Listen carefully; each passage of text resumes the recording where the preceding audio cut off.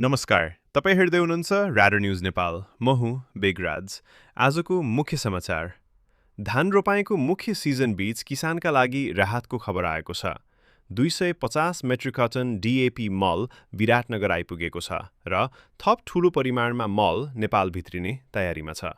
विस्तृत समाचार। कृषि, वन तथा वातावरण मन्त्रालयले धान रोपाइँलाई लक्षित गर्दै रासायनिक मलको आपूर्ति निरन्तर भइरहेको जनाएको छ। मन्त्रालयका अनुसार सोमबार 250 मेट्रिक टन डिएपी मल विराटनगर भन्सार आइपुगेको छ। साथै 1250 मेट्रिक टन डिएपी मल बोकेको अर्को रेल र्याक रक्सोल आइपुग्ने तयारीमा रहेको छ। यस्तै 2500 मेट्रिक टन डिएपी मल बोकेको अर्को रेल कोलकाताबाट नेपालतर्फ प्रस्थान गरिसकेको कृषि मन्त्री गीता चौधरीले जानकारी दिएकी छन्।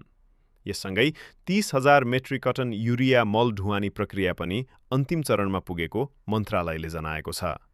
सरकारले समयमै किसानसम्म मल पुर्याउने दाबी गरे पनि विगतमा वितरणमा देखिएका समस्याका कारण किसानहरूले प्रभावकारी वितरणको अपेक्षा गरेका छन्। किसानसम्म मल समयमै पुग्यो भने यस वर्षको धान उत्पादनमा सकारात्मक प्रभाव पर्ने अपेक्षा गरिएको छ।